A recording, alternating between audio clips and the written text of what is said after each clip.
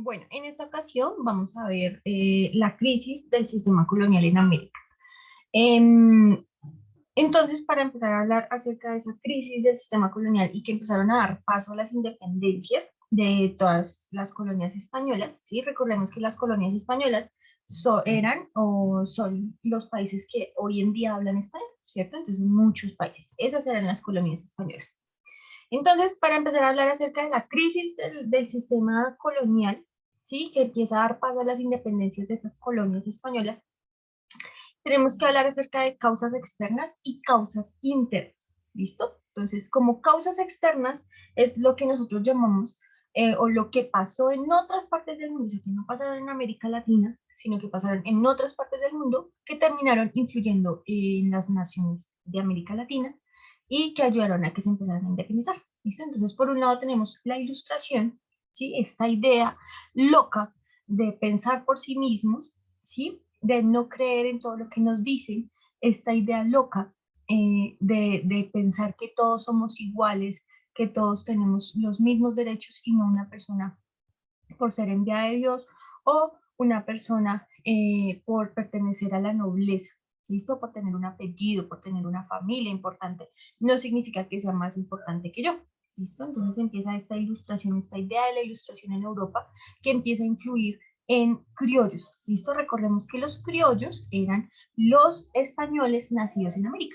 Estos españoles nacidos en América eran personas con mucho dinero, personas de familias muy ricas en América, que iban a viajar a Europa para estudiar. ¿Listo? Entre estos personajes podemos encontrar a Nariño, Simón Bolívar, y bueno, la mayoría de los criollos se iban a Europa, estudiaban y aprendían acerca de la ilustración. ¿Listo? Otra de las cosas, u otra de las causas externas, podemos definir también a la independencia de Estados Unidos. Bueno, porque la independencia de Estados Unidos ayuda o empieza con una serie de derechos y de cosas que empiezan a ayudarles a todas las colonias a pensar, oiga, si pudieran estas 13 colonias, que era así como se llamaban en ese entonces, si pudieran ellos independizarse de Inglaterra, si Inglaterra que es tan grande, tan fuerte, ¿cómo no vamos a poder nosotros cuando España no es tan fuerte como lo era Inglaterra? Entonces, pues nosotros podremos hacerlo. ¿Listo? Otra de las causas externas es la Revolución Francesa y la Declaración de los Derechos Humanos. Todo lo que sucede en la Revolución Francesa empieza a acabar en la mente de los criollos sobre todo. Entonces muchos criollos justo fueron a Europa en el momento que estaba la Revolución Francesa y todo este pensamiento diferente en el que el rey, por ser el que envió Dios, ese era el que mandaba, ¿recuerdan? El absolutismo. Entonces ese no necesariamente es el que tiene que mandar. ¿Listo? Sino que se tiene que elegir. Todos somos iguales, no es que porque yo pertenezca a esta familia noble, entonces yo es el único, yo soy la única persona que puede mandar. No, entonces con esta Revolución Francesa y Declaración de los Derechos Humanos se da paso a lo que es la democracia. ¿Listo? Y empieza a dar visos, empieza a mostrar a las colonias que se puede lograr un cambio. Bueno, estas son causas externas. Entre las causas internas, entre las causas, ok, bueno, entre las Antonio Nariño, Francisco José de Caldas, pues fueron algunos criollos que fueron a Europa justo en ese momento de grandes cambios de la ilustración, de la Revolución Francesa y todo esto. Entre las causas externas, internas, perdón, o sea, cosas que sucedieron aquí en América Latina y que empezaron a ayudar a que se diera paso a las independencias, una de esas fue las reformas borbónicas. Entonces, a mediados del siglo XVIII, perdón, se empezaron a implementar unas reformas borbónicas. Borbónicas porque venía de una familia que eran los Borbón, ¿listo? Y ellos entraron en la corona y ellos empiezan a decir, hay que empezar a sacar plata de esas colonias. Tenemos que empezar a sacar dinero de esas colonias porque no están trayendo mucho dinero y necesitamos. España ya estaba en la quiebra, España todo estaba súper mal, no había dinero, todo estaba en la quiebra, todo estaba mal. Entonces, lo que decían en España es que, vean, todas las colonias que tenemos, imposible que esas colonias no podamos sacar el dinero suficiente para poder sobrevivir, ¿cierto? O sea, las colonias no estaban dando tanto dinero como le estaban dando inicialmente. Entonces, esta familia de los Borbones empiezan, o esta dinastía de los Borbones empiezan a decir, bueno, hay que buscar una solución a esta situación económica tan difícil. Y una solución es implementar una serie de reformas económicas, una serie de reformas políticas y administrativas para obtener el máximo provecho posible de las colonias. ¿Listo? Entonces, imagínense que para ese entonces los criollos eran los que mandaban. ¿Listo? Los criollos eran los administradores de las colonias, los criollos, o sea, los españoles nacidos en América, eran los que recogían todos los impuestos para el rey. Bueno, todos los impuestos, y se supone que tenían que recoger los impuestos y enviarlos a España.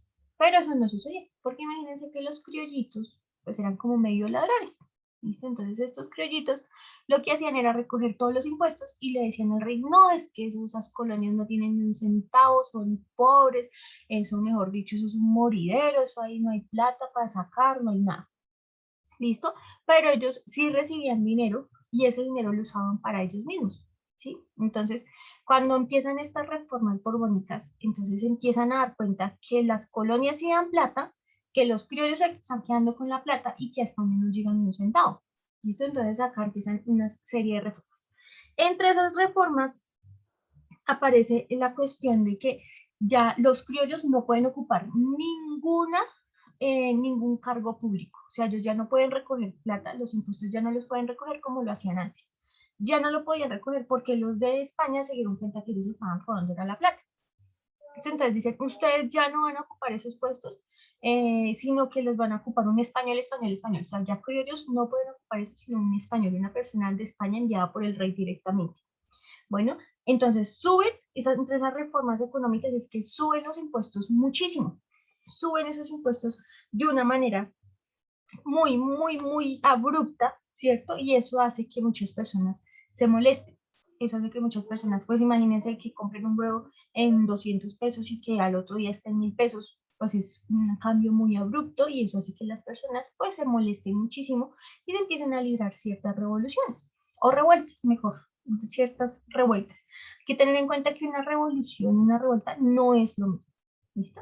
Una revolución es cuando se cambia absolutamente toda la organización que estaba, que estaba en ese momento, ¿listo? Entonces, como lo que pasó en la Revolución Francesa, entonces había un rey y cuando pasa la Revolución Francesa ya no hay un rey, se quita el rey, se quita la organización, se quita todo y todo cambia totalmente.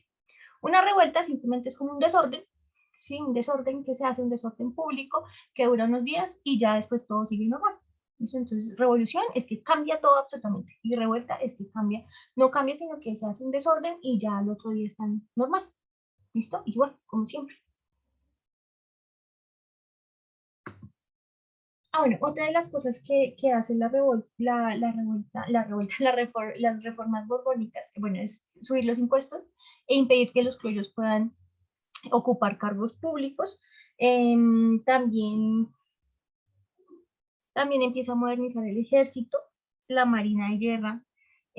Esas son una de esas reformas o de esas causas internas que, que generan un serio problema en la población. Entonces la gente se empieza a derracar. La situación no es tan buena, tienen que pagarle a los criollos como todo unos impuestos para enviar al rey y después van y les suben esos impuestos de una manera abrupta, pues la gente no se va a quedar tranquila. ¿Listo? Entonces empiezan a librar una serie de rebeliones. Entonces, una de estas es esta, la de Tupac Amaru. ¿Listo? Se presentaron numerosos levantamientos indígenas en contra de las autoridades españolas con el propósito de recuperar las tierras de sus comunidades. Otra de las cosas que hacen es quitarle tierra a los indígenas, les quitan tierras. ¿Listo?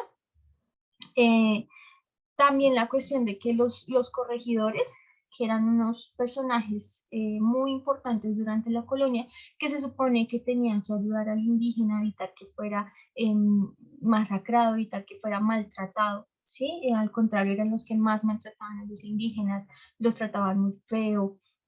La cuestión con ellos era como si fueran la peor escoria del mundo, ¿cierto? Entonces, también una de las cosas de las reformas borbónicas era evitar eso, o sea, como guardar al natural, al que era de ahí, guardarlo y ayudarlo y protegerlo, ¿listo? Y enseñarle, porque también esa era de las cosas de la colonia, enseñarles.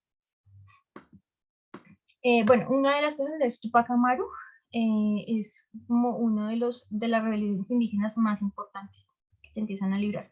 Los movimientos comuneros. Aquí en Colombia tuvimos el movimiento comunero, se le dice la revolución de los comuneros, o es mejor la revuelta de los comuneros, que fue en 1781. ¿Listo? Entonces, criollos y mestizos, gente del común, se unieron en airadas protestas en contra de las reformas borbónicas, o sea, que le subieran a uno el impuesto. Bueno, por considerar que eran injustas y que atentaban contra el bienestar personal. Entonces, si yo podía comprar una cubeta de huevos y que el otro día no me alcanzara ni para comprar un huevito, pues la gente se va a poner muy brava porque eso atenta contra mi bienestar y el de mi familia, ¿cierto? Entonces empieza, estos son como los primeros indicios de una revolución. Esto fue en 1781. ¿Listo? Recordemos que como el proceso de independencia comienza en 1810. Bueno, ¿cómo se empiezan bueno, antes de todo esto, ¿sí? Bueno, recordemos que después de estos movimientos comuneros aparece Napoleón Bonaparte, ¿listo? Recordemos lo de Napoleón Bonaparte, vamos para acá, esperen un segundito, Napoleón Bonaparte. Entonces ya estaban estas reformas borbónicas, ya la situación en América Latina estaba así como que la gente ya estaba brava por las reformas, como que estaban pasando muchas cosas, los criollos habían ido a Europa y habían encontrado muchas cosas muy diferentes a las que ellos habían visto en América, se habían independizado Estados Unidos, estaba la ilustración, estaba eso de los derechos humanos, que eso nunca se había pensado, ¿cierto? Aparecen una serie de cosas totalmente diferentes y después aparece este señor. Entonces recordemos que él hace este bloqueo continental, eso quiere decir que no deja que nadie intercambie con Gran Bretaña, pero Portugal sí intercambió con Gran Bretaña, entonces Napoleón le dice, ay, Fernandito, o sea, el rey de España le dice, ay, déjame pasar por ahí, yo te doy la mitad de Portugal y yo me quedo con la otra, recordemos eso. ¿Sí? Entonces, Fernandito le da permiso para que pase por España y pueda invadir Portugal, pero sucede y pasa que Napoleón Bonaparte se arrepiente y dice, no, yo me voy a ir por España. España es más grande, es más chévere, tiene más plata, ¿cierto? Entonces invade España. Cuando invade España, las colonias aprovechan esa situación, ese vacío de poder que había, porque el rey Fernandito desaparece, o unos dicen que estaba en la cárcel, otros dicen que se fue a Gran Bretaña u otros países, y otros dicen que no se sabe qué se hizo ese señor. ¿Listo? Entonces Fernandito desaparece, dejan a José Bonaparte, o sea, Pepe Botellas queda al mando de España. En ese preciso momento es que empiezan a independizarse todas las colonias, empiezan a independizarse. ¿Listo?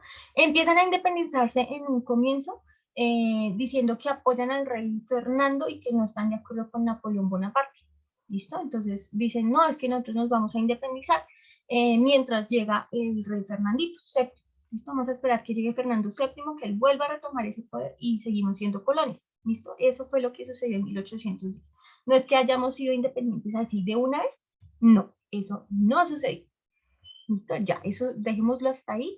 Espero que les haya gustado esta historia tan entretenida y que les vaya muy bien.